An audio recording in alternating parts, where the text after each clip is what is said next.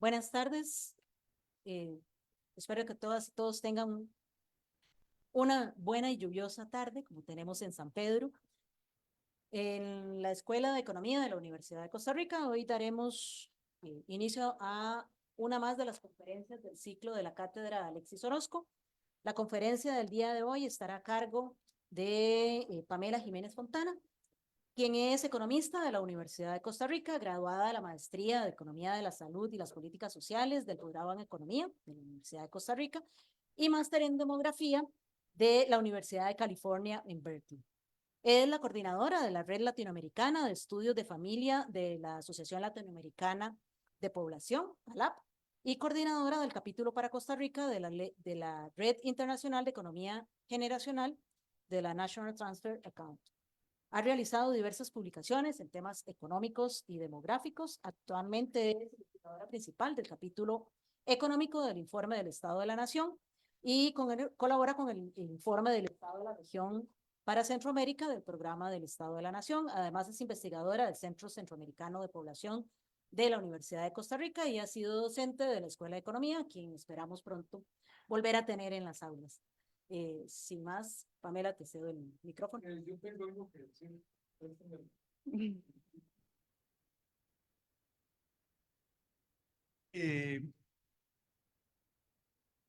Un par de cosas. Hasta donde me contó él, don Luis Rosero quería que ella hiciera un doctorado en demografía en la Universidad de Berkeley, que la Universidad de Berkeley, aunque ahora están medio revoltosos, creo, es una universidad de primer mundo. Eh, hay un señor que se llama, un graduado también porque ella también es graduada del bachillerato, y por ahí voy, del bachillerato.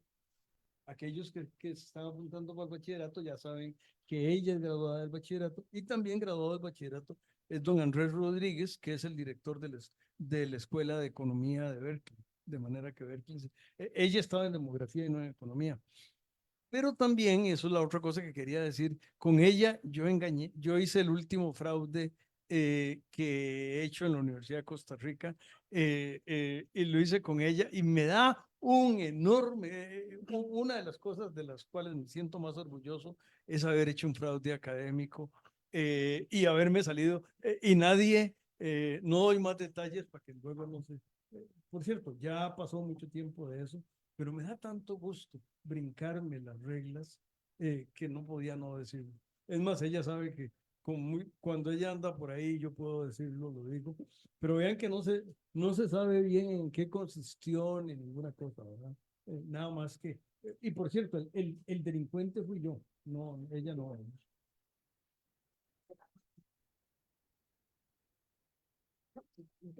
Ok, perdón, sí. Muchísimas gracias. Eh, como les dije antes, para mí siempre es un gusto tener alguna excusa para venir a la escuela. Le tengo muchísimo cariño a esta escuela de la universidad. Y gracias a don Juan por haberme abierto las puertas del posgrado de forma extratemporánea. Ese fue su fraude. Para que no quede como en el limbo, que fue lo que pasó. Y entonces, orgullosamente graduada del posgrado de Economía de la Salud de esta escuela. Esta presentación es un popurrí de mis trabajos de los últimos años, y ya puse el cronómetro porque voy a tratar, es una historia muy larga, muchas historias, y voy a tratar de hacerlo. Si en algún momento veo que me está agarrando tarde, paso algunas cosas muy rápido. Y la presentación se llama Nuevos y Viejos Desafíos Demográficos en Costa Rica desde la perspectiva de la economía generacional. Me alegra ver tantos estudiantes y haber modificado un poco la presentación, y comienzo de acá. ¿Qué es la demografía? Porque cuando yo estudiaba economía no sabía qué era demografía. La demografía es la ciencia de las poblaciones que estudia la dinámica de una población y se concentra en tres grandes macroprocesos: nacer, que es fecundidad; migrar y morir. Que ahí es cuando vemos mucho la parte del envejecimiento. La demografía estudia los procesos que contribuyen a los cambios de las poblaciones. Estamos hablando de las familias y también de los comportamientos individuales y sociales en el tiempo. Una forma muy sencilla y simplista de decir que hacemos los demógrafos es ver cualquier cosa que pase en el mundo con lentes por edad. Entonces le ponemos lentes demográficos, lentes por edad a los fenómenos sociales. ¿Cuál ha sido la evolución de la población en Costa Rica? La evolución de la historia de la población en Costa Rica sigue la teoría tradicional del proceso de transición demográfica, pero una versión muy rápida.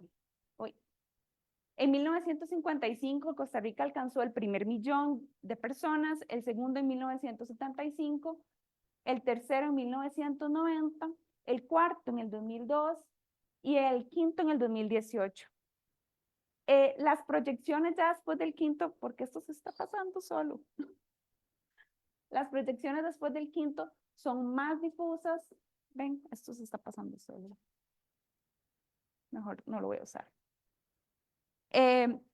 Especialmente con la falta de un buen censo reciente, se están pasando. Sí, ahí lo está tocando. Sí, quítale la batería porque exactamente.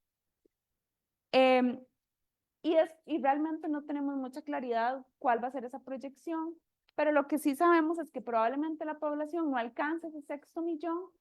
Y ustedes como economistas, que yo me imagino que ya conocen mucho de derivadas y de cálculo, pueden ver en este gráfico, yo no estoy pasando.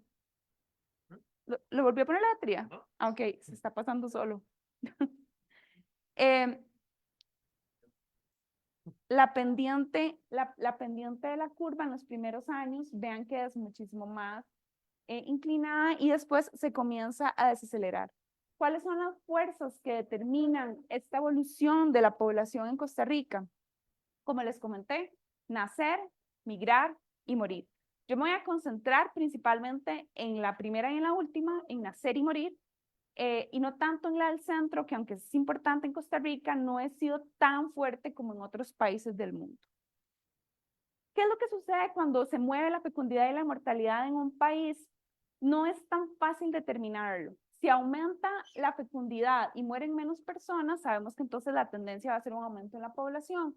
O si nacen menos personas y aumenta la mortalidad, entonces la población se va a reducir. Pero hay una nebulosa en algunos de sus cuadrantes y aquí entonces analizamos tres tendencias. Ustedes como economistas lo pueden entender. Vemos el nivel, vemos la tendencia, que es la primera derivada, y la velocidad, que es la segunda derivada. Y eso es un poco lo que interesa. ¿Cómo ha evolucionado la tasa de mortalidad en Costa Rica? Bueno, antes en Costa Rica la tasa de mortalidad era bastante alta. Estamos hablando que en 1950, por cada 1000 personas que existían, morían 11. Pero rápidamente esta tasa empieza a reducir, especialmente con mucha fuerza la tasa de mortalidad infantil. Esto en gran medida porque, como les comenté antes, en Costa Rica la gente aprende muy rápido de las experiencias internacionales. Antes, aunque hoy nos parece ilógico, la gente se podía morir de una diarrea, pero hoy muy pocas personas se van a morir de eso porque saben que se tiene que hidratar, que tiene que tomar electrolitos o que se tienen que lavar las manos, cosas que para hoy son básicas. En ese momento permitió reducir muy rápidamente la mortalidad.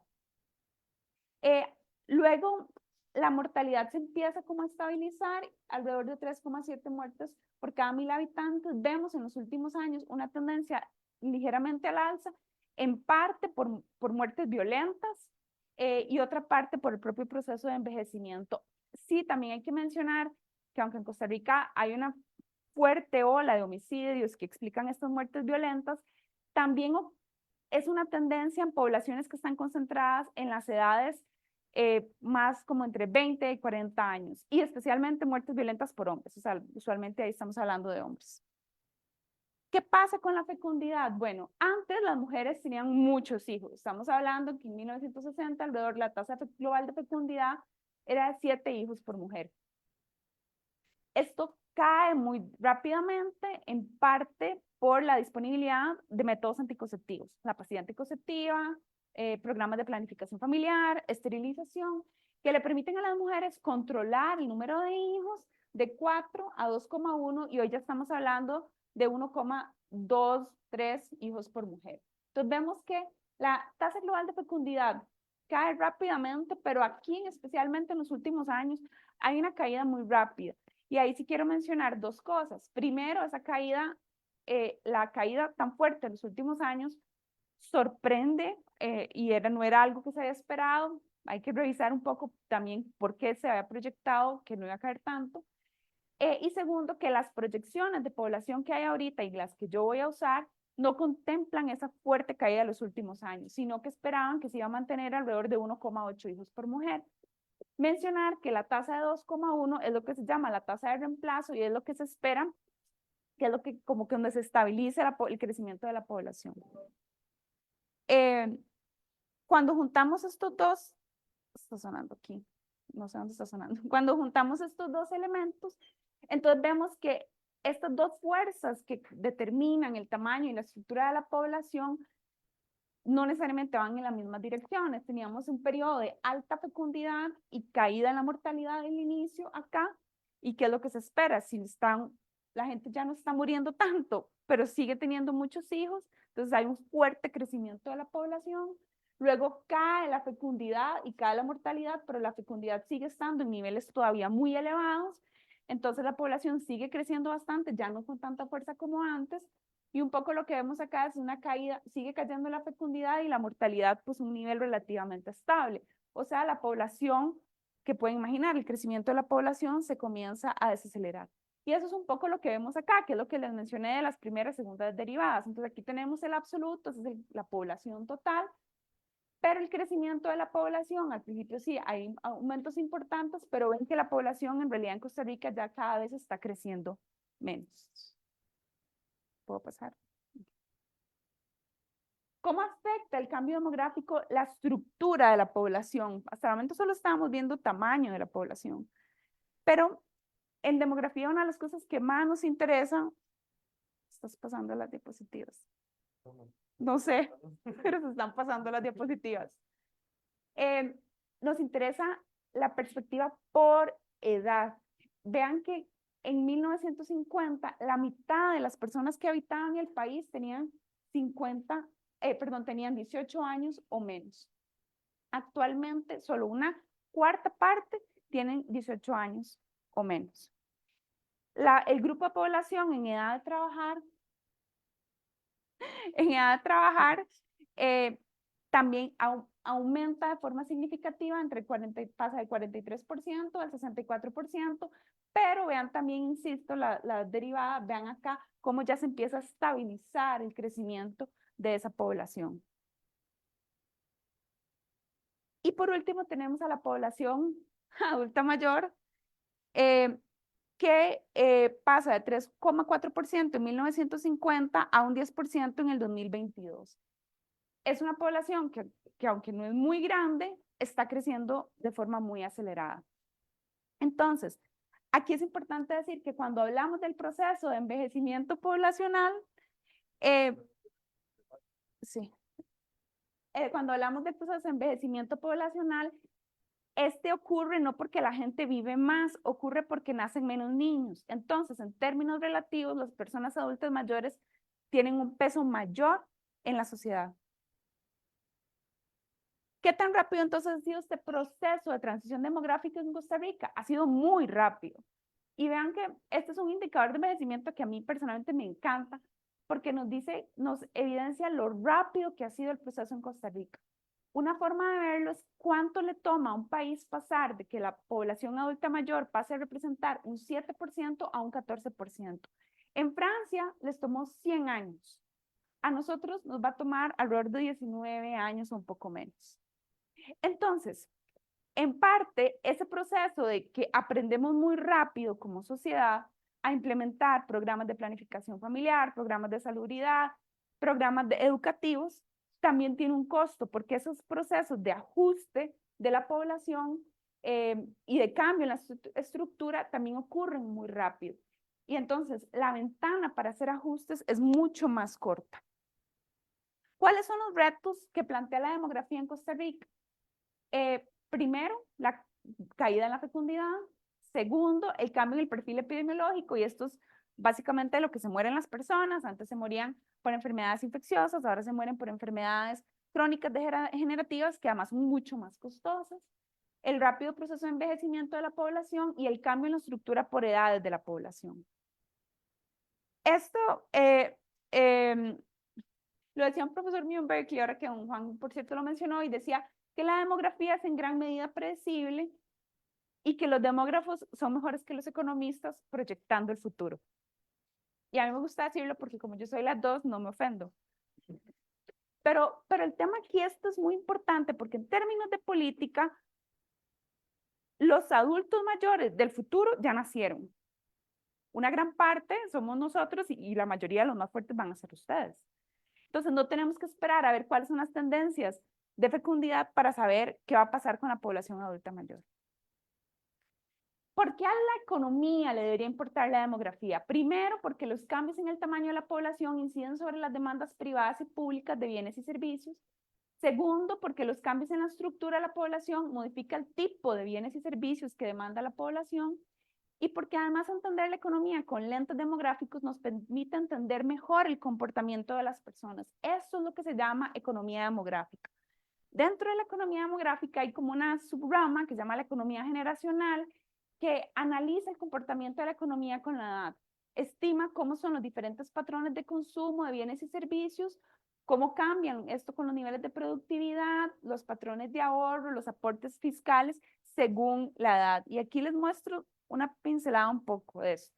No sé si ya han visto en un macro, creo que es la teoría del ciclo de vida Modigliani, que lo que estudia es que a lo largo de la vida las personas tienen un patrón de ingreso laboral, entonces al principio de la vida nadie tiene plata, pero después conforme se incrementan, incorporan a la fuerza de trabajo, aumenta su ingreso laboral, ustedes probablemente están como por aquí, y el consumo también aumenta a lo largo de la vida. En gran medida ese aumento se debe a que con el envejecimiento hay aumento en el costo de la salud, por ejemplo, y por eso un poco usualmente tiene esa pendiente. Esto es un gráfico a mano alzada.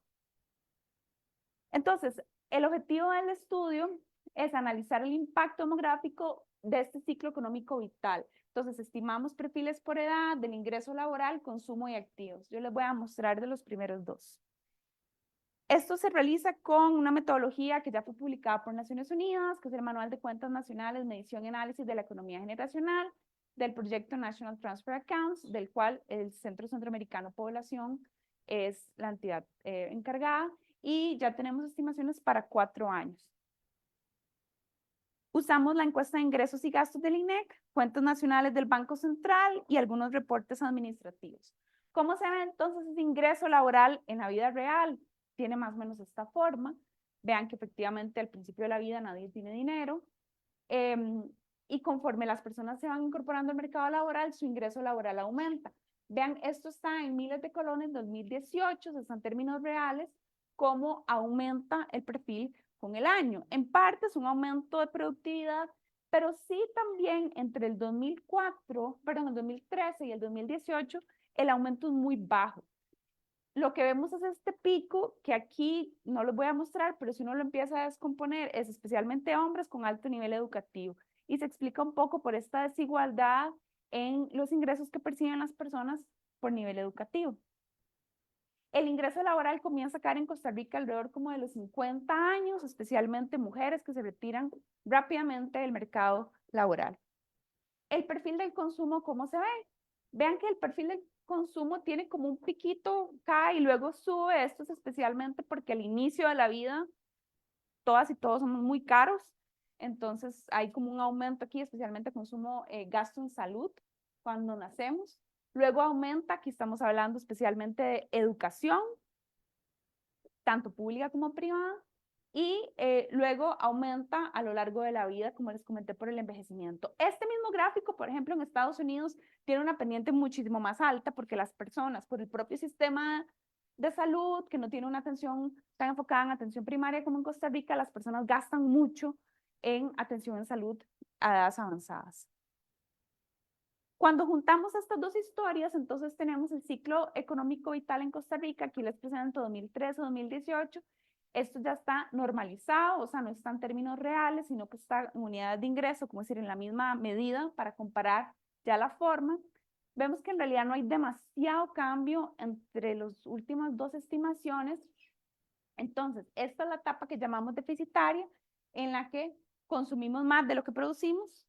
Esta es la etapa superavitaria, en la que producimos más de lo que consumimos, y la última etapa vuelve a ser deficitaria. Ustedes asumiría que están más o menos como por aquí, probablemente todavía están en una etapa deficitaria, porque vean que incluso esto estima educación pública. O sea, educación pública es un gasto que se está realizando y no está estimado por lo que ustedes pagan, es estimado por lo que la universidad le cuesta, que es diferente. Y aquí también, tal vez sus papás dicen, pero a mí no me sobra la plata, es que en realidad es que esto es por persona. Luego, sus papás, si ellos solo incluyen lo de ellos, lo que les sobra va probablemente a ustedes o al financiamiento de otro familiar o al financiamiento de otras personas. Entonces, las sociedades lo que hacen es que ese superávit que tienen las personas lo distribuyen intergeneracionalmente. ¿Cómo se ve entonces esto cuando le aplicamos la demografía? Entonces, el perfil para el 2018, esto es promedio per cápita. Aquí tenemos la población, entonces lo multiplicamos por la población y obtenemos los perfiles agregados. Entonces, esto ya es como una vista ya de la sociedad. Como ahorita hay más niños que adultos mayores, vean que el déficit para los niños es muchísimo mayor y el superávit es insuficiente. O sea, en este país nadie puede decir que es absolutamente autónomo y autosuficiente. O sea, siempre hay, por ejemplo, transferencias públicas que nos ayudan a lo largo de nuestra vida al consumo. ¿Cómo se ve? Y esto fue un ejercicio que hice hoy en la mañana, pero es algo como hipotético. ¿Cómo se ve si le aplicamos a este mismo perfil la población del 2100, asumiendo que todo sigue como está? Es una población con muchas personas en edades avanzadas y ya no tantos en edades más jóvenes. Vean que el déficit agregado de la población adulta mayor es muchísimo más grande. Y acá, esto es, en realidad no puse la cita, pero citando a los fundadores de este proyecto, ellos hablan que en realidad esto permite ver cómo se pueden ver las cosas y realizar ajustes, pero que el futuro difícilmente se va a ver así como yo lo estoy mostrando. O sea, difícilmente en el futuro lleguemos a eso porque fiscalmente eso es absolutamente insostenible. Que el largo plazo es distinto porque en el camino las sociedades y las instituciones se ven obligadas a realizar ajustes. Ejemplo de eso es todos los esfuerzos que hemos visto que está hablando la SUPEN para ya hacer una reforma en el sistema de pensiones el otro año. Entonces, ¿qué mecanismos han desarrollado las sociedades para financiar a las personas en sus etapas deficitarias? Y aquí tenemos tres: la familia, el Estado y los activos. Entonces, ¿cómo se financian las personas menores de 20 años en Costa Rica? Principalmente con transferencias de su familia.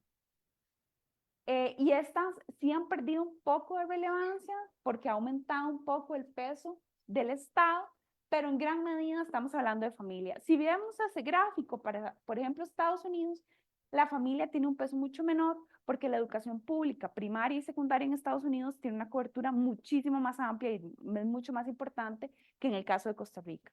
Aquí una gran parte estamos hablando de, por ejemplo, educación privada. Vean bien los colores. Ahora veamos este mismo gráfico, pero para las personas adultas mayores. Las personas adultas mayores se financian muy poco con familia. En realidad la familia está en negativo. ¿Y eso qué es lo que significa? Que en términos netos, las personas adultas mayores transfieren más a otras generaciones, al financiamiento de un nieto, al financiamiento de sus propios hijos, que lo que esas personas adultas mayores reciben de las generaciones más jóvenes. Entonces, en Costa Rica, las personas adultas mayores no son una carga en promedio económica para sus familias. Y eso en gran parte es porque tienen un fuerte apoyo del Estado, pensiones y servicios de salud. En Costa Rica la dependencia del financiamiento de los adultos mayores del Estado es realmente muy alta. Y otra parte es los activos, que esos son ahorros, pensiones privadas, por ejemplo, fondos de capitalización, pero por ejemplo las pensiones de la caja o eso no son activos, eso en realidad son transferencias públicas. Y bueno, eso sería otra charla, pero el punto es porque eso no es un sistema, digamos, de fondos de ahorro privado. O sea, lo que son ahorros privados, activos, propiedades, es esa parte roja. Entonces, cuando proyectamos estos perfiles en el tiempo de ingreso laboral y la forma en cómo las familias y la sociedad se organiza, podemos proyectar los bonos demográficos. Y fue un poco el ejercicio que yo les hice. ¿Qué pasa si vemos este mismo perfil en el 2100? Y entonces podemos ver tres bonos demográficos. El primero es el bono fiscal, que es la línea azul, que lo que muestra es, compara qué tan rápidamente crecen las demandas al Estado, estamos hablando principalmente de educación, salud y pensiones, respecto a los aportes que se hacen al financiamiento del Estado. Entonces vean que en promedio ese bono acabó en el 2016 y desde hace ya varios años tenemos un antibono, o sea, el financiamiento al Estado crece, estoy hablando de crecimiento, crece más lento que las demandas, o sea, las demandas están creciendo más rápidas. Vean lo que está pasando con la caja, pensiones, creo que hoy es todavía más evidente esto. El bono familiar se mantendrá por mucho tiempo y eso es que en realidad todavía en las familias hay muchas más personas que todavía trabajan respecto a las económicamente dependientes. Y el segundo bono demográfico, en ese la literatura es un poco más difusa, pero ese bono lo que dice es el potencial crecimiento económico que puede tener un país por el aumento en la productividad por la acumulación de capital. En otras palabras, más adultos mayores significan más activos y si esos activos se canalizan correctamente, tienen capacidad de aumentar la productividad. El bono fiscal lo podemos desagregar en tres.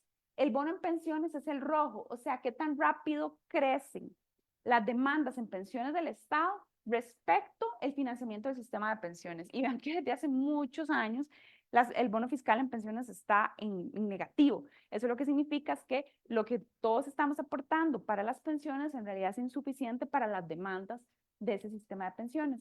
En salud acabó hace un par de años, creo que ya es un poco todavía más latente, y en educación es positivo. ¿Por qué en educación es positivo? Porque la fecundidad se está reduciendo, entonces está creciendo más rápidamente lo que financia el sistema educativo respecto a las demandas del sistema educativo. La tentación ahí es, voy a agarrar educación y la voy a pasar acá. Pero eso es majarse la cola completamente porque en la práctica usted lo que necesita es gente con altos niveles educativos que aumente la productividad y permita un mayor crecimiento económico para que esos antibonos no se materialicen. El segundo bono demográfico opera a través del capital por trabajador. Va a estar todavía por varios años, pero en realidad requiere instituciones para el ahorro y la acumulación, los fondos individuales de pensiones que existen o fondos de pensiones, pero que sean suficientemente atractivos para que las personas en realidad metan el dinero en este tipo de entidades y que logren realmente rendimientos que sean atractivos. ¿Cuáles son entonces los retos que plantea la economía generacional para Costa Rica? Bueno, hay muy pocos avances en productividad promedio total, veamos aumentos significativos en el ingreso laboral promedio. Lo que vemos son algunos pocos sectores, especialmente las personas que trabajan en zona franca, que tienen ingresos laborales muy elevados, pero en promedio el ingreso laboral en Costa Rica sigue siendo bajo. Hay una fuerte dependencia de las transferencias públicas para el financiamiento del consumo de adultos mayores y en general las personas no tienen una cultura mucho de ahorro para su pensión. En otros países, por ejemplo, las personas empiezan desde el primer momento a trabajar, a aportar a un fondo de pensiones privado. Y entonces claramente pensiones es el escenario más crítico, en salud ya se ven las complicaciones y en educación hay una ventana de oportunidad pero que no está siendo aprovechada. ¿Por qué digo que no está siendo aprovechada? Porque el hecho que hayan cada vez más niños no es una oportunidad para cerrar escuelas, es una oportunidad para invertir en la infraestructura de las escuelas, para invertir en la calidad docente que permita aumentar la calidad del sistema educativo. Uno lo que espera es, y yo lo que esperaría es que, por ejemplo, esta generación sea mucho más educada y con mayor productividad de lo que fue la mía, igual en una escuela primaria o secundaria. Pero lo que vemos es que en realidad no se está aprovechando esa ventana en materia educativa. Esto es parte de lo nuevo viejo, porque en realidad esto hay evidencia y en el CCP esto ha sido líder desde hace más de 10 años que hemos estado viniendo diciendo este telel.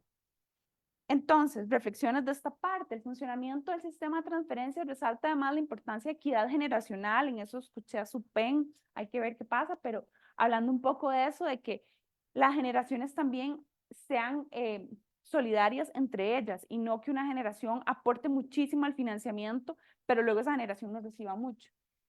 Y además insistir que la demografía nos plantea un escenario, pero lo que pase al final depende de las propias instituciones públicas. Nuevos desafíos demográficos que vemos. Hay una rápida caída en la fecundidad. Costa Rica está entre los países low, o sea, entre la fecundidad más baja. Y una de las peores cosas que puede estar pasando en este contexto demográfico es que haya una alta tasa de desempleo, especialmente para jóvenes, mujeres, baja calificación educativa, porque eso reduce ese potencial crecimiento de los bonos demográficos. Alta desigualdad, no hay avances en materia de género, que eso lo vamos a ver ahora. La institucionalidad realmente ha hecho muy pocos ajustes, por no decir nada. Y además, oleadas migratorias que generan presiones sobre la institucionalidad, aumenta la xenofobia. Al final, ¿qué es lo que pasa? Que el no hacer nada aumenta el costo del ajuste. La demografía cambia, pero el ajuste tiene que venir por la parte institucional. Me voy a referir muy rápidamente a esta parte de oleadas migratorias. Esto es una cosa, cifras preliminares, porque apenas lo estoy trabajando, pero en el tema de personas migrantes hay mucha discusión y esto es un tema sensible y no hay mucho consenso. Pero primero hay que decir que en su gran mayoría vienen a trabajar. Esta línea roja es el perfil del ingreso laboral de las personas nicaragüenses respecto a las personas costarricenses. Claramente perciben un ingreso inferior, tienen un nivel educativo más bajo, pero vienen a trabajar y además vienen a aportar impuestos, vienen a consumir. Vean que el perfil del ingreso de trabajadores independientes es un poco más similar al de los costarricenses y eso es en parte porque muchas personas que se ubican en el sector informal. Y respecto al consumo, aquí nada más planteo la del consumo público en educación total. Esto es el perfil de educación.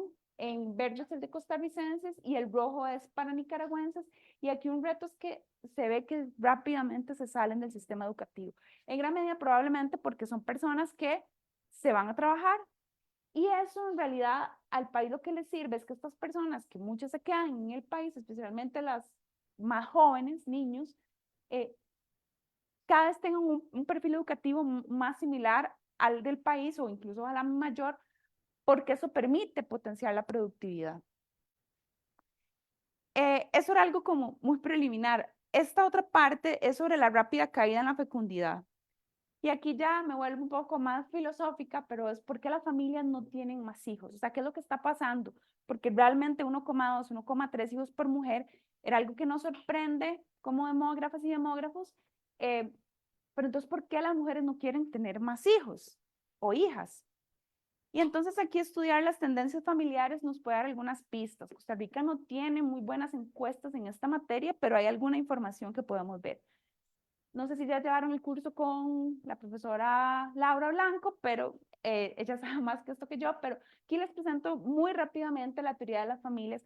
Establece que la familia es una institución, o sea, es una forma en cómo se organizan las sociedades que es determinante en la formación de hogares y en la dinámica poblacional. O sea, es determinante en la estructura de la población y en la cantidad de hijos que se tienen. Las teorías tradicionales hablaban de que las familias son productores complementarios, o sea, la mujer se especializa en el mercado, en el hogar y el hombre en el mercado, Becker. Pero la nueva literatura establece que las familias, también hay familias que son consumidoras complementarias y esto especialmente con la revolución femenina, educación de las mujeres, legalización del aborto, perdón, del divorcio, la pastilla anticonceptiva, bueno, también legalización del aborto, entre otros. Y además que la procreación ya no es el principal motivo para el casarse. O sea, yo ya no necesariamente me voy a casar para tener hijos y tampoco necesariamente me tengo que casar para tener un hijo. Puedo tener fuera de matrimonio. ¿Qué quiero decir con esto? Que la familia no es estática. O sea, las familias han cambiado en el tiempo. Pero aún así, con toda esta nueva literatura, las familias siguen siendo determinantes en la cantidad de hijos. ¿Qué es lo que vemos? Este gráfico muestra la evolución de los matrimonios, divorcios y viudez. Me concentro en las dos primeras. Lo que vemos es que cada vez hay menos matrimonios, o sea, ven igual la pendiente, se estabiliza y más bien los divorcios aumentan de forma significativa. O sea, el matrimonio pierde valor como institución. Cuando vemos la tasa de nupcialidad, especialmente desde los años 90, que coincide mucho con programas de planificación familiar además, cae la tasa de nupcialidad y aumenta de forma significativa los divorcios, pero luego se tiende a estabilizar un poco. ¿Qué es lo que además vemos cuando vemos por año de contracción del matrimonio? Cada línea es el año en que las personas se casaron. Vean que estos son los matrimonios más recientes. Esta es la probabilidad de divorciarse. Los 4, 5 años son críticos, pero la probabilidad de divorciarse en el 4.º año es muchísimo más alta para las parejas más jóvenes. Y entonces aquí, yo en realidad solo voy a tirar preguntas y tomarme la libertad, que estoy en una entidad con libertad de cátedra, pero entonces pareciera que hay menor interés en la convivencia, un menor interés en la convivencia o incluso una menor tolerancia en esta convivencia, pero especialmente entre las familias más jóvenes.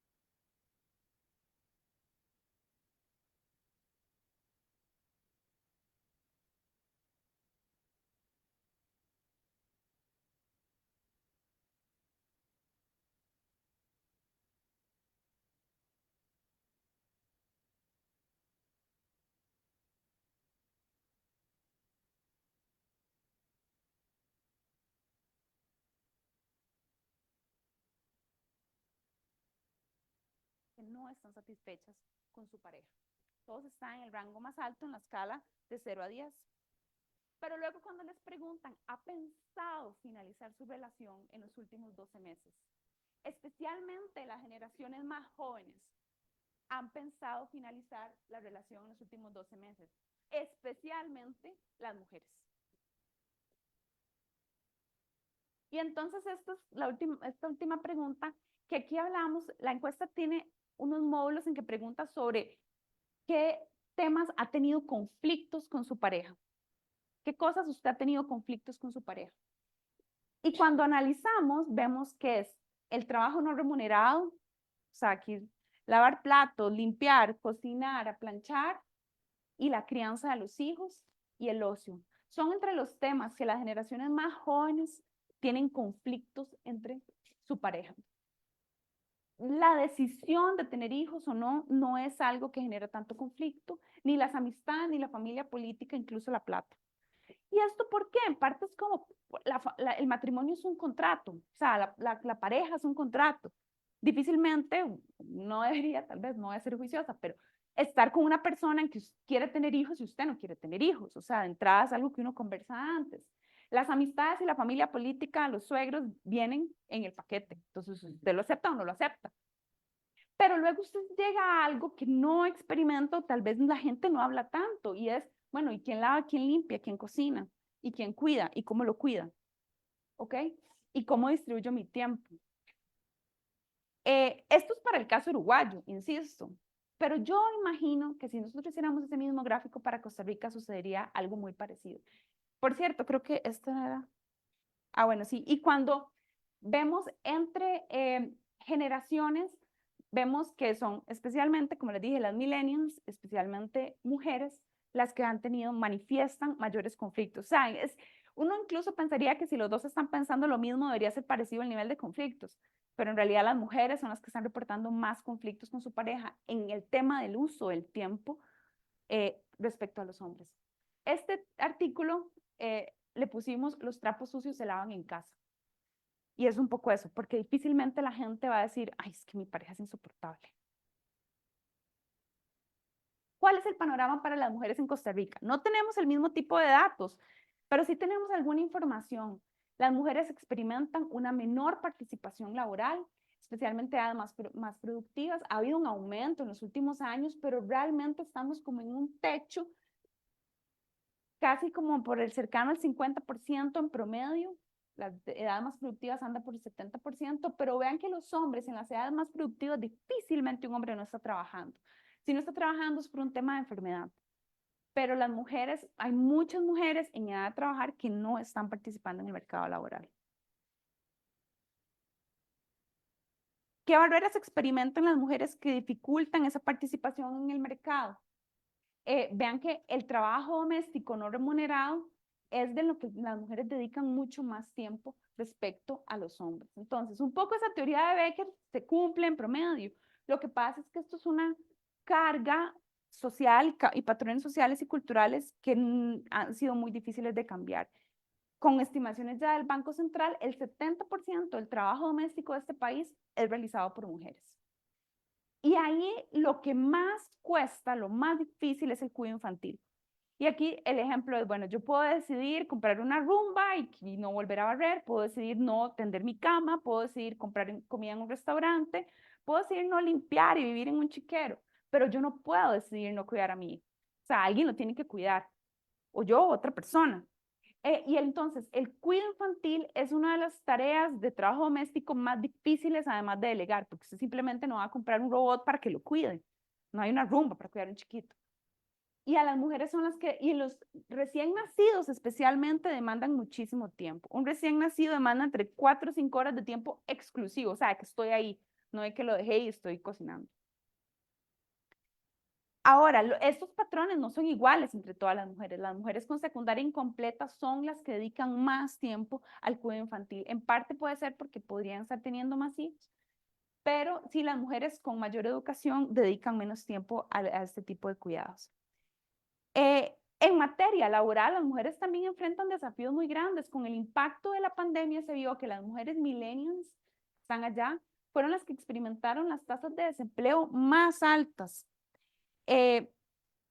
Especial, y además no solamente las tasas de desempleo más altas, sino que les ha costado muchísimo recuperarse después del golpe de la pandemia. Y en términos de ingreso laboral, las mujeres también enfrentan en promedio ingresos laborales por debajo de los hombres, tanto para mujeres con calificación educativa como mujeres con baja calificación educativa. Sí, la brecha entre mujeres calificadas y hombres calificados es menor, pero sí existe una brecha muy importante. Entonces, aumentar la participación laboral femenina es una oportunidad potencial de crecimiento económico y productividad que se llama bono de género y quien hace un par de años vine diciendo bono de género acá en una de estas, pero yo ahora lo que digo es en realidad la evidencia sugiere que estamos haciendo todo lo contrario para aprovechar ese potencial de aumentar la participación laboral de las mujeres. Eso es una oportunidad que también está siendo desaprovechada. Que yo planteo como que pareciera que hay una nueva revolución femenina, porque en realidad, ante una inacción de las políticas públicas, en reducir el costo de la crianza para las mujeres, y no estoy hablando de bajar el precio, estoy hablando, por ejemplo, de una ampliación en las redes de cuidado para facilitar el cuidado infantil para las mujeres, y ante pocos cambios en patrones sociales y culturales, pareciera que las mujeres están decidiendo ya no tener hijos. Las mujeres más jóvenes, además, son las que parece que tienen menor disposición a cargar con ese trabajo no remunerado y la crianza. Y entonces, esto podría estar explicando el menor emparejamiento y la fecundidad. Y explica la baja fecundidad y las tendencias del matrimonio.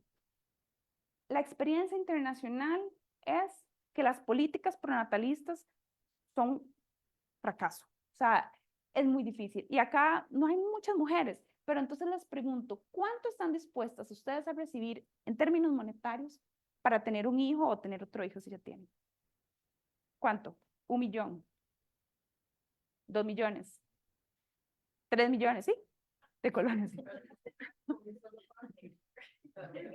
¿Sí? 100 millones de colones. Un pago una vez en la vida.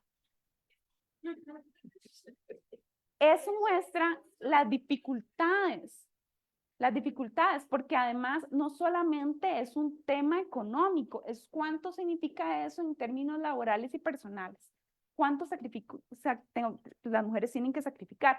Insisto, en un contexto en que la política pública más bien apoya cada vez menos a las mujeres en términos de becas para los estudiantes, en términos de redes de cuidado, ustedes que van a ser mujeres profesionales, pero aquí estamos hablando especialmente, imagínenlo, para mujeres con bajo nivel educativo que tienen todavía costos más elevados y que perciben ingresos más bajos.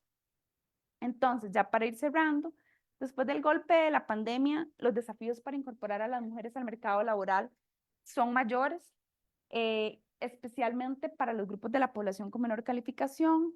Se requiere un crecimiento económico inclusivo y sostenible, y esto para mí es fundamental, porque hay que nos sirve una tasa de crecimiento de un 5% cuando más de la mitad de las mujeres en edad de trabajar no están participando en el mercado. O sea, tiene que ser un crecimiento incluyente, o sea, en que veamos más participación laboral de las mujeres que estén trabajando y no que más bien se estén saliendo del mercado, que es lo que parece que está pasando. No hay una solución de mercado y eso me encanta decirlo porque el mercado no lo resuelve y no lo ha resuelto en los últimos años. Se requieren políticas públicas, pueden ser alianzas público-privadas, hay experiencias exitosas. Las redes de cuidado, además, que se formalizaron, creo que fue en el gobierno de Laura Chinchilla, era un modelo de todo, o sea, municipales, subsidios con empresas, o sea, buscaba ser un modelo como muy variado, no era un solo enfoque, pero en realidad es algo que se ha debilitado. Y para reducir esta carga del trabajo doméstico, las políticas públicas no pueden asumir que las mujeres pasan de ser trabajadoras activas en el hogar a trabajadoras activas en el mercado de un momento a otro, porque más bien lo que ocurre es una doble jornada, o sea, están tratando de maniobrar con dos cosas al mismo tiempo. Existen redes de cuidado en Costa Rica, no tienen cobertura nacional ni vertical. Tuve la oportunidad por un congreso que hubo hace aquí el año pasado de ir a un Sensinae y a un, ¿cómo se llama el otro? Un secude, y le pregunté a la muchacha, porque esos datos no son públicos. Los secudes son como los Sensinae, pero son con el MEP. Los Sensinae son con el Ministerio de Salud. Correcto, pero son, digamos, rectoría MEP. Y yo le pregunté a la muchacha cuál era la lista de espera. Claro, no le va a preguntar al ministerio si no le van a contestar, pero en ese Secudi, en ese Sensinae, le pregunté y me dijo que la lista de espera era de 80 mujeres. Estaban esperando tratar de entrar y que no les iban a poder entrar porque más bien les han estado recortando plata y entonces no pueden aceptar más familias. Teniendo incluso la infraestructura, tengo que decir que la guardería tenía capacidad para el doble de niños y niñas que tenían, pero era un tema en que ya no estaban financiando maestros. Y vamos a ver, creo que es muy importante volver a posicionar el tema de cuidado infantil y el tema de las brechas de género en la agenda nacional. Hace unos 5 años, no, hace 6 años, esto era un tema mucho más importante. Hoy realmente no se está discutiendo mucho en términos de la política pública y además el sector privado puede aportar con este tema, con subsidios, con teletrabajo, con barreras, erradicar barreras de selección y las propias barreras de valoración en temas de pago. Muchas gracias.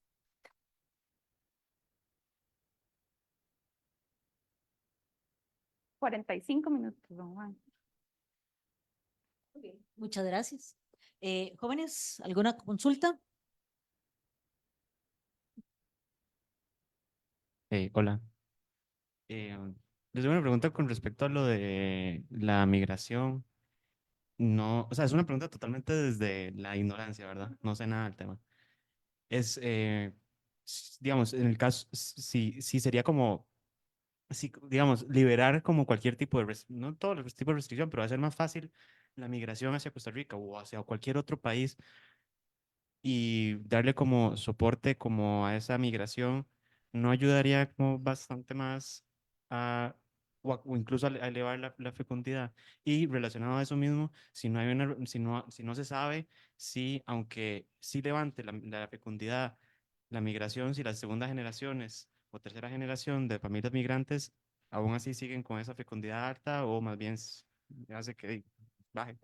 Sí, cero ignorancia, es una muy buena pregunta y en realidad ya tenía la respuesta. El profesor Luis Rosero Bixby, que es el maestro de demografía de aquí en este país, él había hecho la estimación de la fecundidad para nacionales inmigrantes. Y en realidad, si no tuviéramos ese aporte de la fecundidad de las mujeres migrantes, la tasa de fecundidad andaría como en 1, o sea, sería todavía más baja. Entonces, la respuesta es, las mujeres migrantes de entrada sí tienen una tasa de fecundidad más alta, pero rápidamente aprenden y van adoptando, o sea, cada vez es menos alta, cada vez se parecen más a los nacionales. Y en términos demográficos, aparte que usted dice, eso es súper complicado porque en Costa Rica las encuestas, y además como no somos un país que recibe tantos migrantes, no se estima tanto eso de primera, segunda y tercera generación. En otros países, en Estados Unidos, sí se estima. Y recuerdo un estudio en Estados Unidos que medía el impacto fiscal de la migración, pero considerando segunda y tercera generación. Y entonces lo que veía era como que el impacto fiscal era casi cero. O sea, porque los que vienen de entrada, usualmente usted no los tiene que educar, vienen y trabajan, pagan impuestos y lo que se paga en pensión no es tan alto. Pero ya la segunda y tercera generación tienen comportamientos muy parecidos como la población nacional, entonces es muy similar y además en términos de fecundidad adoptan una fecundidad ya rápidamente muy parecida a la nacional. Todo esto para decir que el impacto fiscal, por ejemplo, de abrir puertas, no es tan claro. O sea, de entrada puede tener un impacto positivo en materia fiscal en el inicio, pero después puede, digamos, que sea neutro. Y segundo, la experiencia también es que la xenofobia aumenta muchísimo, muchísimo. Entonces, incluso ahora se habla, por ejemplo, de abrir puertas, pero para gente con computación, por ejemplo, ¿verdad? Entonces, aceptamos migrantes de no sé dónde en computación porque no tenemos ingenieros informáticos. Pero eso también aumenta la xenofobia de cierto tipo, porque usted lo que está haciendo es favoreciendo a las personas solo de ciertos países. O sea, eso hay mucha evidencia internacional de la xenofobia y de las dificultades de asimilación dependiendo de los países que usted venga y dependiendo de las facilidades que le ofrezca el país.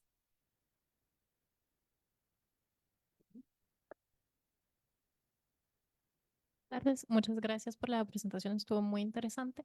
Mi pregunta es, con el cambio demográfico que se ve en Costa Rica, ¿se puede esperar que el tiempo de cuidado de los niños se va a trasladar al tiempo de cuidado de adultos mayores y que entonces, aún, aún considerando la baja, la participación laboral de las mujeres no va a cambiar tanto?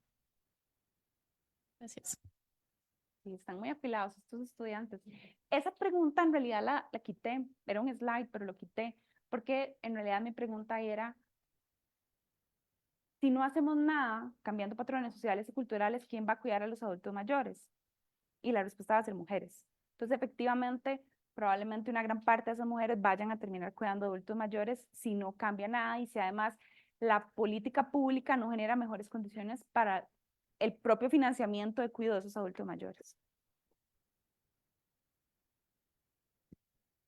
Muchas gracias, sí. Mi pregunta iba por lo que dijo al principio en un momento, era las proyecciones demográficas, que, bueno, no sé si se ha realizado investigaciones con respecto a metodologías o si aquí en Costa Rica hay como referencias para visualizar esas, cómo se pueden comportar la demografía en los próximos 50 años, digamos.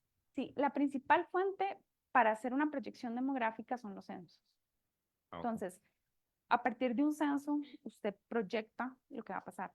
En términos metodológicos, hay como dos grandes escuelas. Está como la escuela más clásica, que es la que por muchos años, creo que fue la que usó Naciones Unidas, Meto, creo que era Lee Carter, Meto.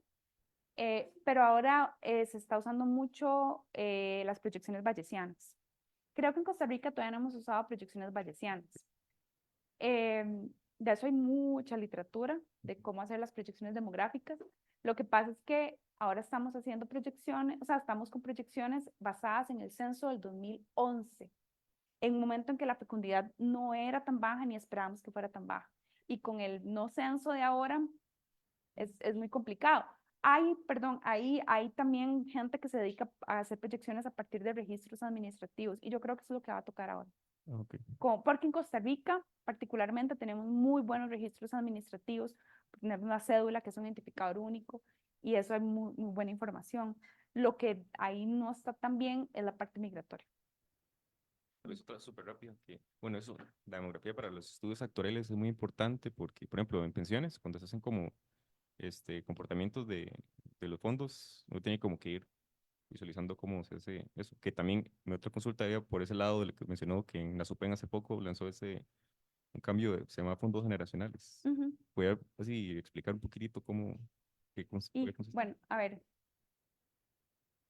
la demografía es fundamental para los actuarios. Para la SUPEN, el CCP, Centro Centroamericano de Población, estima lo que se llaman tablas de vida.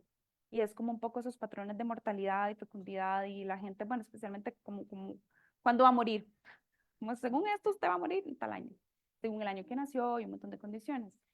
Eso lo estima el CCP. Y lo de fondos generacionales, tengo una idea, pero la verdad no le quiero batear. Pero la SUPEN tiene mucha información. Es un poco buscando la equidad generacional, o sea, justamente buscar esa equidad generacional en los fondos de pensiones. Pero me parece que los fondos generacionales están aplicándolo solo a la pensión complementaria, que es la segunda, digamos. Entonces, a ver, es un poco como que la gente más joven, como ustedes, y ya se incorporan al mercado laboral, inviertan en fondos más riesgosos, porque todavía le falta mucho para pensionarse, mientras que la gente mayor ya no inviertan tanto en fondos tan riesgosos porque ya está cercana a retirarse. Pero en el primer pilar, que no es la complementaria, ahí es donde más bien la SUPEN está buscando hacer una reforma.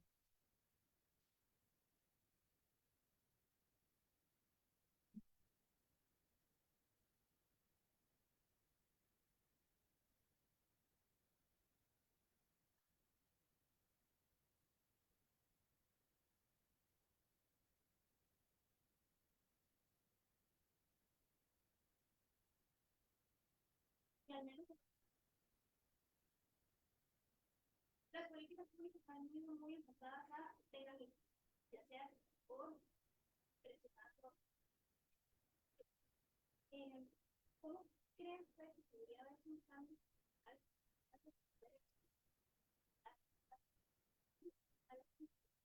de recarga sobre los trabajadores jóvenes para que no se caso o Sí, a ver, lo más natural es que la gente más joven se retire un poco más tarde, ¿ok?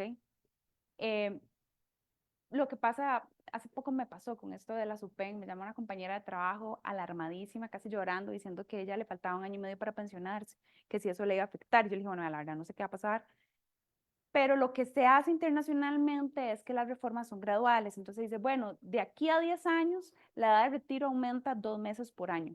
Entonces digo, si a usted le falta 1 año, le va a faltar 1 año y 2 meses. O sea, usted no le va a decir a alguien que tiene 62 años hoy que se va a pensionar a los 70.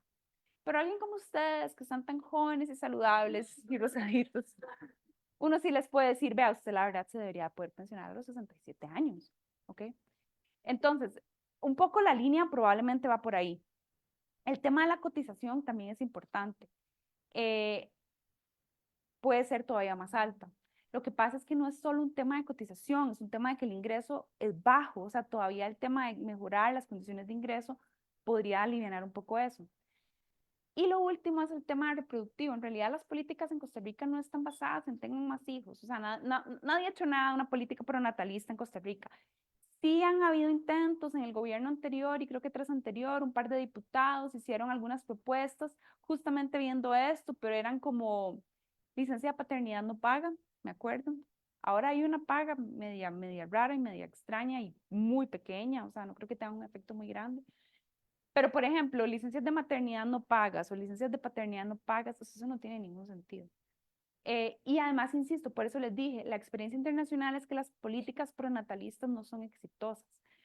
Hace poco tuvimos una conferencia sobre fecundidad, está grabada si les interesa, y el expositor internacional lo que propuso justamente era que Costa Rica tuviera una política pronatalista progresiva, respetando derechos humanos, respetando derechos, pero además ofreciendo mejores condiciones. Yo creo que va especialmente por esa línea, o sea, si uno se compara con otros países en temas de redes de cuidado, estamos muy atrasados. Obviamente si nos comparamos con países nórdicos, ¿verdad? Si se compara con Estados Unidos, estamos bienísimos, pero en Estados Unidos el cuidado de un niño o una niña en una guardería es un salario completo, o sea, es muy, muy, muy caro.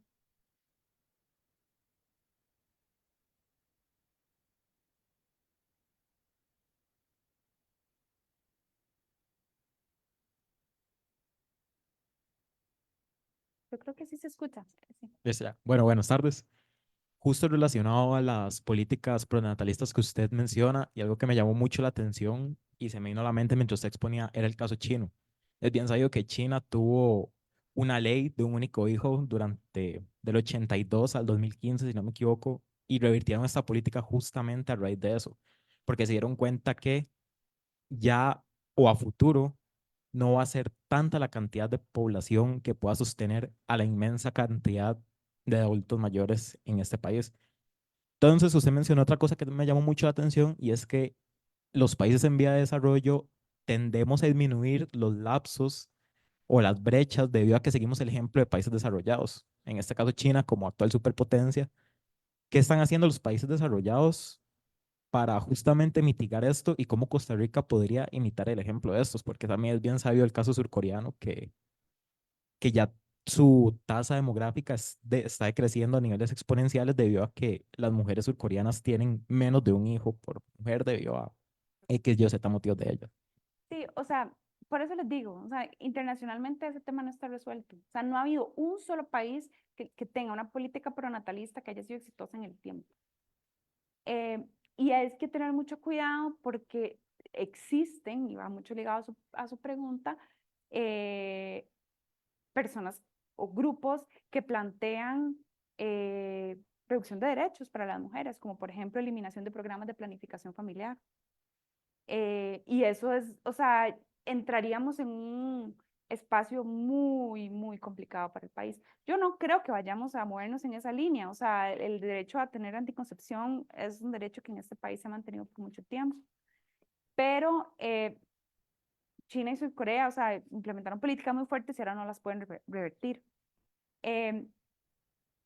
Yo creo que están haciendo otros países, por ejemplo, tener mejores condiciones de género, o sea, mejor condiciones en temas salariales para las mujeres, opciones de cuidado, o sea, en este país ni siquiera hay red de cuidado universal para personas en condición de pobreza, o sea, ni siquiera hemos logrado llegar a garantizar que todas las personas en condición de pobreza tengan, las familias tengan acceso a una red de cuidado.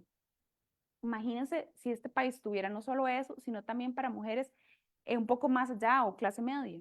Eso fue una propuesta, me acuerdo de un gobierno que no voy a mencionar, pero era una propuesta de un gobierno que había ganado hace unos años, que era eso, redes de cuidado incluso para mujeres de clase media. Es un costo muy elevado que podría reducirse de esa manera. Pero vean que yo incluso le pregunté a las mujeres aquí, nadie me dijo cuál es el monto por el cual están dispuestas a tener un hijo. ¿Cuál?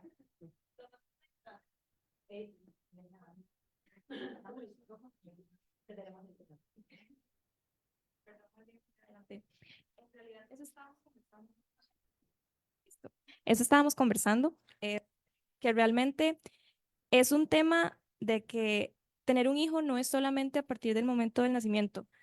Empieza desde los 9 meses, esos 9 meses es un malestar físico que va incluso en el tema, por ejemplo, si estuviera trabajando, va a disminuir mi productividad en el trabajo. Son cosas que incluso las empresas valoran a la hora de contratar a una mujer. Entonces, no es solo el hecho de cuánto estaría dispuesta como a que me paguen, es que es absolutamente todo. Yo diría y pensaría que tal vez no resume a un monto, sino que diría que el monto al que tendría que renunciar es básicamente el salario que podría estar ganando en el mercado laboral. ¿Pero por cuántos años? Por los años exactamente. Yo pensaría, y en mi opinión personal, en los años en los que tendría que cuidar a mi hijo. Multiplique eso por las mujeres. Y Yo es les doy que- mi monto son $150,000. Ok. Ese es mi monto, que es lo que cuesta más o menos la educación de un niño. Y es que a lo largo de su vida. eso mismo es lo que iba a comentar, más bien, perdón, adelante, porque realmente siento que en Costa Rica y también un poco a nivel internacional, la red de cuidado, el tema del cuidado de un niño, de un adulto mayor, está focalizado en una mujer. Entonces, en el tema demográfico, al menos creo que se tiende a ver a los seres humanos como, o sea, nada más personas que se reproducen, eh, viven y mueren. Entonces, creo que también focalizado un poco en el tema de las políticas que se pueden implementar es el hecho de compartir ese cuidado, porque las políticas se enfocan en la mujer, en hacer centros de cuidado, pero no se enfocan tampoco como en compartir ese cuidado con los hombres, en cómo el teletrabajo podría ser una herramienta tanto para las mujeres como para los hombres para compartir ese cuidado, para compartir las tareas del hogar. Todo está enfocado como a liberar esa carga de las mujeres para que puedan enfocarse en el mercado laboral, pero no también reducir un poco esa participación masculina total en el mercado laboral. Comparto todo excepto el último. Y le voy a decir por qué. Porque no es reducir la participación masculina en el mercado, es aumentar su participación en el hogar, que es distinto, que esa es incluso una preocupación de algunas personas, es que si les damos licencia de paternidad para que esté todo el día viendo fútbol, o sea, no me va a servir. Y entonces por eso me devuelvo a esto, o sea, y esto es el resumen. Mientras esta carga de trabajo no remunerado se mantenga concentrada en las mujeres, muy difícilmente eso vaya a cambiar. Me acuerdo hace muchos años, ustedes seguro estaban en la escuela, había una campaña de una entidad pública, creo que era del INAMO, que decía mayor participación de los hombres. Entonces salían hombres lavando platos y hombres lavando ropa y hombres limpiando el piso y cuidando a los chiquitos. El tema es que los patrones sociales y culturales no cambian de la noche a la mañana. Y no cambian entre generaciones. O sea, una persona de más de 50 años que toda la vida nunca ha lavado un plato, difícilmente va a lavar un plato, un hombre. ¿Ok? Entonces, los patrones sociales y culturales no cambian tan rápidamente. Es probable que esto sea un poco diferente entre las generaciones más jóvenes, pero igual la mayor carga está entre las mujeres. Entonces, justamente también por eso una licencia de paternidad que sea un poco más extendida, que le permita al hombre una mayor participación en el cuidado, podría cambiar esos patrones sociales culturales, pero también va por un empoderamiento de las mujeres. Y una última cosa que no mencioné, pero lo hablamos mucho en la conferencia de fecundidad que les comento, y es que el tema de tener hijos está muy vinculado con, creo que lo que ustedes dos dijeron, es un tema en el ámbito privado. El Estado y el mercado no pueden a las mujeres obligar a tener más hijos.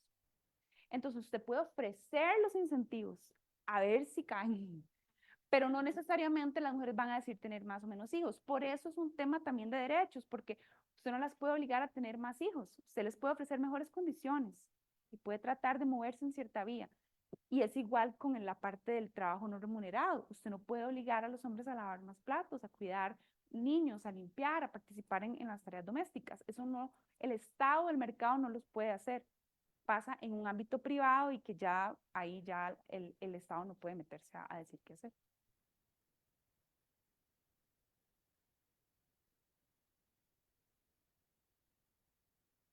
Tenía una pregunta con respecto a lo de las pensiones. Entiendo que sí, aumentar la edad para pensionarse fue una opción.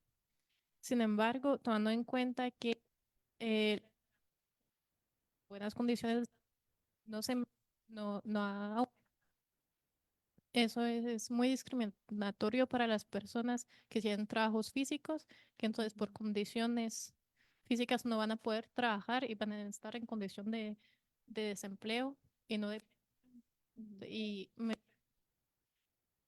para para nosotros, por ejemplo, que probablemente vamos a trabajar en oficinas o como en la academia, no tenemos trabajos tan físicos, o sea, podemos trabajar más años aún con algunos problemas de salud, pero no va a crear crear una discriminación muy grande con respecto a esto. Sí, es un tema muy complicado porque si usted también empieza a abrir puertas de excepciones, después empieza a abrir un montón de puertas de excepciones.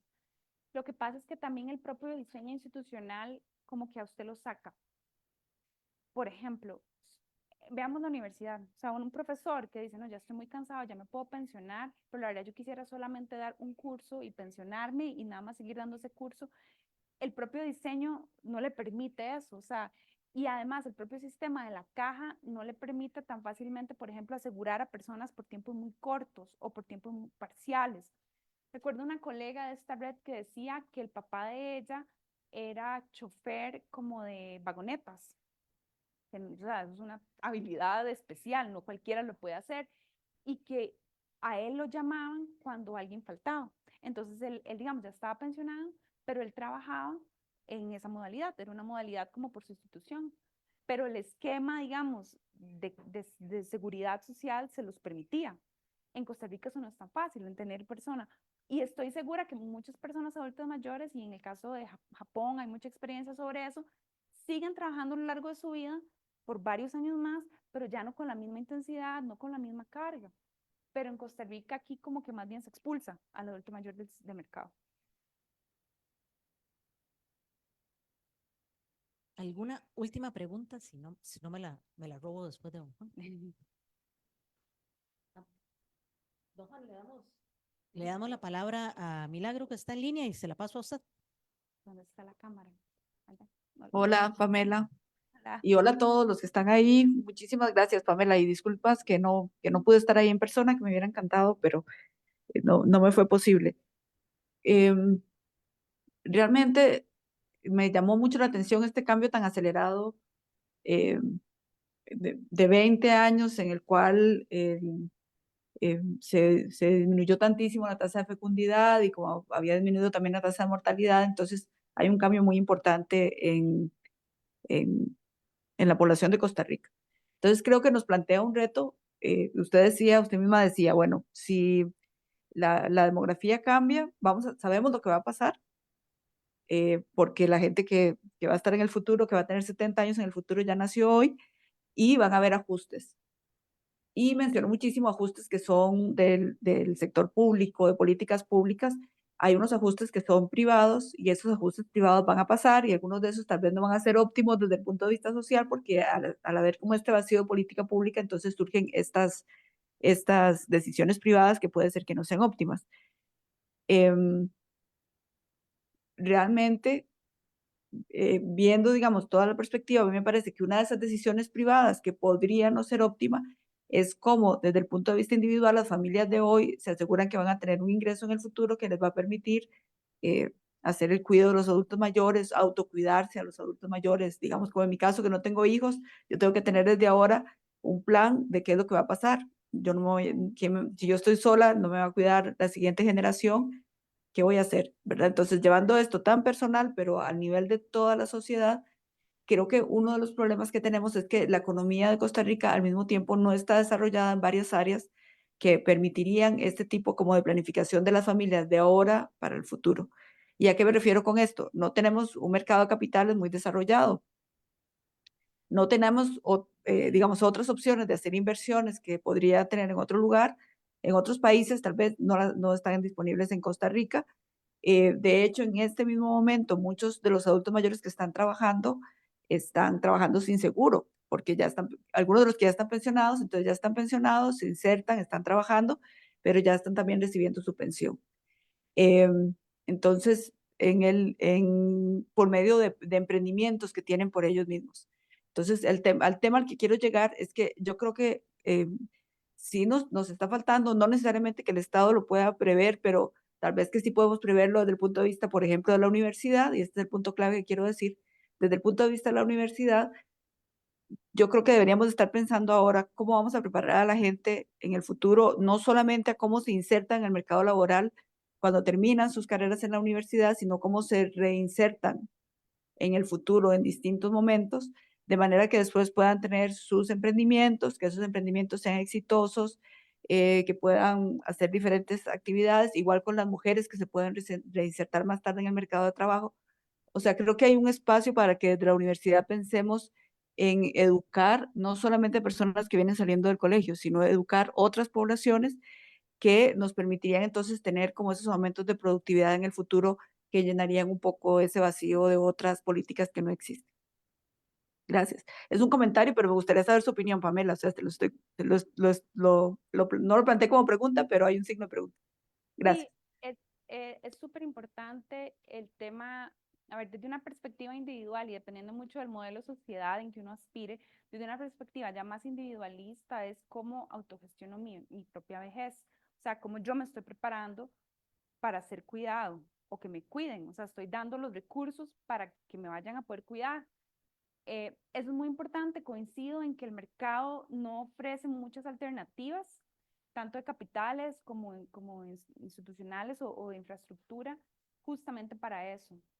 Eh, y coincido con el tema de esa productividad. No sé si es desde la universidad o más un modelo para universitario, por ejemplo. Bueno, tenemos el INA, porque justamente esa baja productividad y bajos ingresos son en las personas con menor calificación educativa o en los sectores más tradicionales donde una aspiraría a empujar hacia arriba la productividad y que mejoraran los ingresos del país. Pero sí, creo que es muy importante. Eso es más desde una perspectiva como individualista, como sociedad, cómo yo resuelvo mi propia vejez, pero también desde una perspectiva más social de como sociedad, qué arreglos ofrezco para que las personas puedan gestionar esa vejez. Creo que ninguna de las dos está resuelta en el país.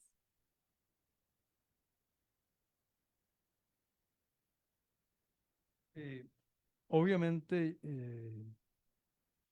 yo soy muy polémico y ya lo fui con la primera y llevé a Pamela a que explicara, yo no quise explicar. Y voy a decir una serie de cosas polémicas.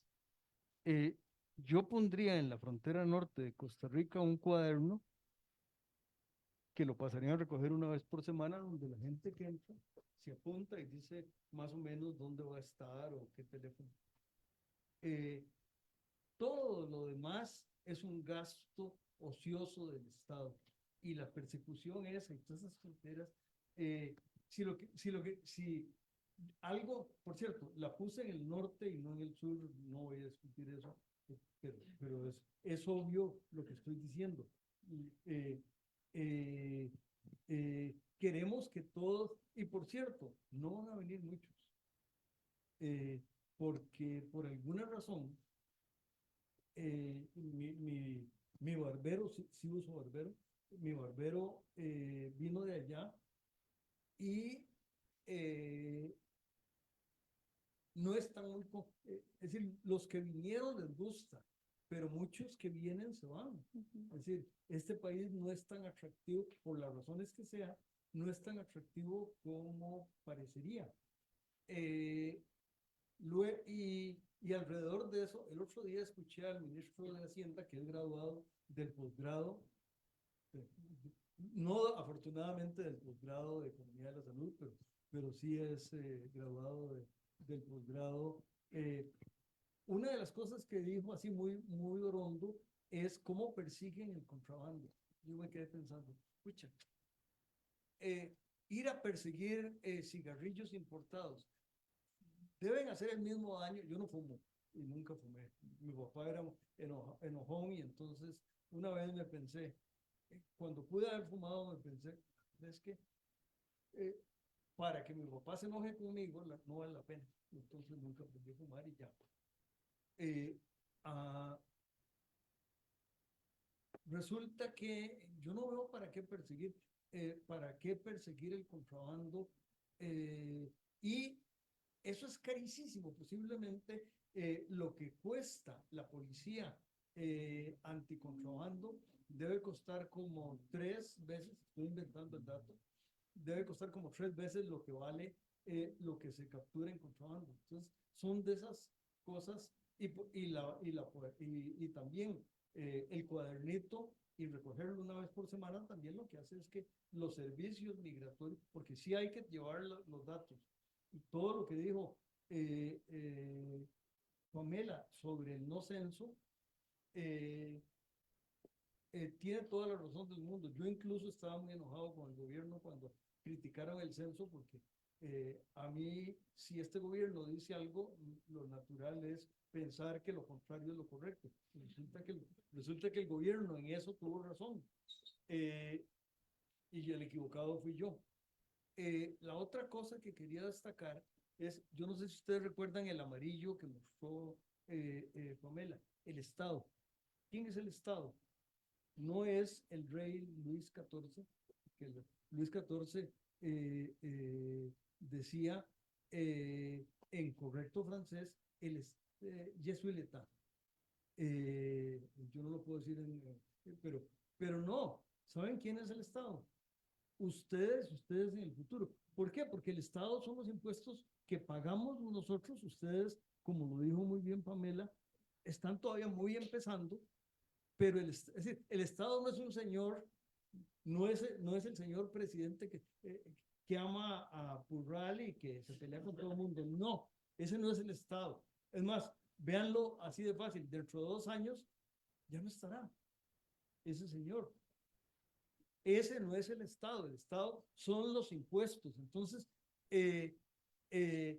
cada vez que se pone que el Estado vaya a hacer algo, el asunto es cómo se va a financiar. Y hay 2 razones, o se pide fiado o se paga.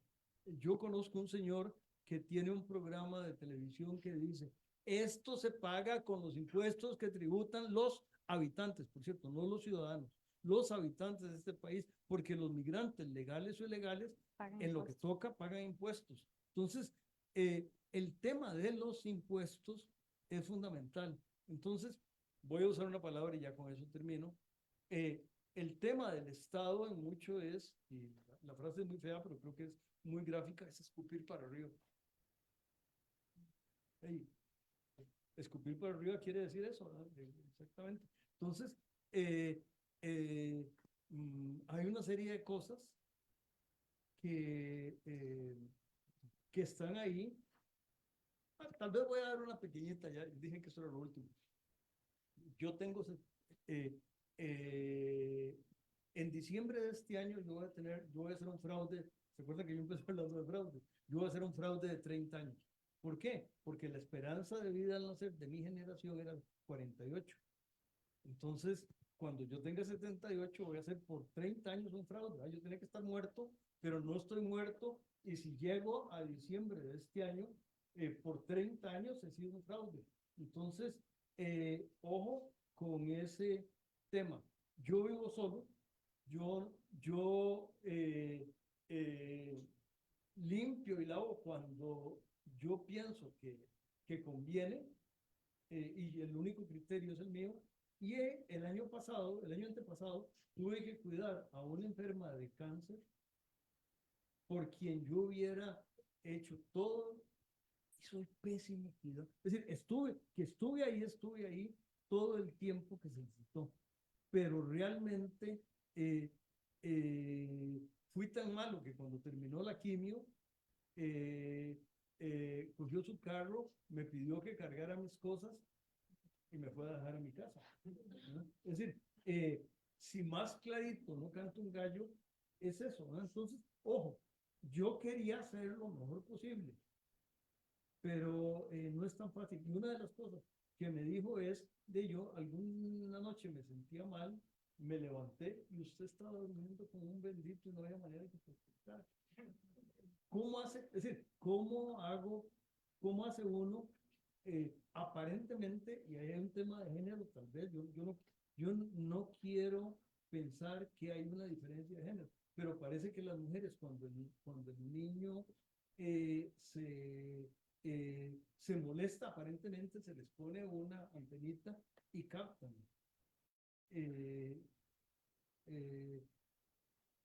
Yo cuando estoy dormido, estoy durmiendo. Sobre lo que mencionó de los migrantes, creo que además hay mucha experiencia sobre eso. En varios países de Sudamérica uno puede moverse con solamente la cédula de identidad sin necesidad de un pasaporte, por ejemplo. Entonces, sí, hay como mucha discusión sobre ese tema, pero también hay estudios sobre los beneficios de la libre movilidad entre países. Bueno, Schengen, si usted pertenece a la zona, ¿cómo se llama? Schengen. Si usted es español y quiere ir a trabajar a Austria, adelante, no hay problema. Es decir, tal vez no les hace gracia, tal vez, etcétera, pero que se puede, y no es que los europeos son marcianos. Uno de los grandes problemas de China y de Japón es que básicamente no reciben inversión. Entonces, si los si los japoneses, que son encantadores, como atendiendo turistas, aceptaran a otra gente, y por cierto, hablar japonés está en chino. Pero eso dicho, posiblemente les soltaría un poco la cosa. Pero no, ni los japoneses y en general los chinos tampoco. Entonces, están de alguna manera peor, porque aquí, bien que mal, más o menos la mitad de los últimos conductores de Uber que yo he usado son o venezolanos o colombianos.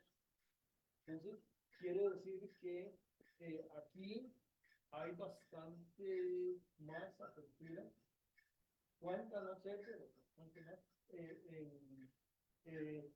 Todos los taxistas de Nueva York son extranjeros. Y en las películas, ¿cómo lo sé? Por las películas. Yo no podría un taxi en Manhattan ni malo de la cabeza.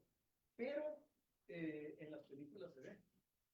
Entonces, aquí no está. Pero ¿de qué sirve decir que no está tan mal? Bueno, me robo. Perdón, mi admiración por Pamela es enorme y la otra cosa que quería decir es que ella hizo su tesis de posgrado con una cosa que se llama pareo, que es una maravilla. Yo secundo eso, pero ahora he terminado. Me voy a robar el derecho de hablar de último. Hay varias cosas que son importantes. Bueno, primero, la combinación que Pamela tiene es una combinación que me parece ideal. Saber de economía, saber de salud y saber de demografía. Esa es una muy buena combinación. Lo que Pamela nos presentó fue una serie de problemáticas en las cuales hay que ir trabajando. ¿De acuerdo? ¿A quiénes les toca luchar por los cambios en la política pública? Parecería que es a nosotras, porque somos las que estamos ahorita aquí, y Milagro que está del otro lado también, ¿verdad? En el ámbito virtual. Pero creo que van a ser ustedes también. Ahora, hay que hacer unos cambios fundamentales en política pública, y esos cambios no van a pasar si no está la evidencia para hacer el cambio. El cambio demográfico implica que, y se los he dicho, hay dos malas noticias. Una, don Juan dijo 30 años de hacer trampa. Tengo la impresión de que Pamela y yo vamos a hacer un poquito más de trampa. Ya veremos con qué calidad de vida, porque si yo hago trampa 30 años con la calidad de vida de don Juan, todo muy bien. Pero si no le llego a esa calidad de vida, todo muy mal para ustedes, ¿verdad?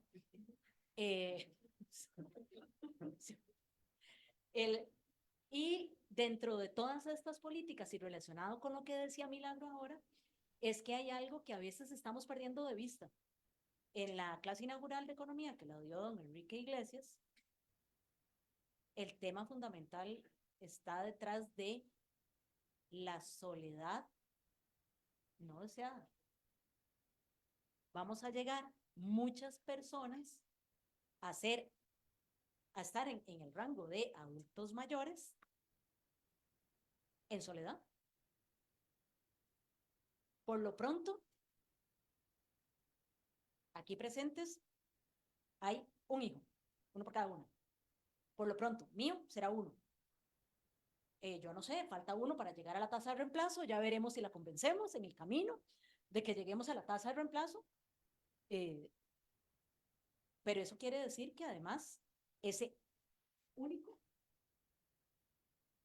también va a tener que hacer una vida, va a tener que trabajar un montón. ¿Y en qué momento se va a dedicar a cuidar a su madre, que además, o sea, imagínense lo que soy yo dentro de 30 años? Por dicha no se ven los unos a los otros, pero yo los veo a todos.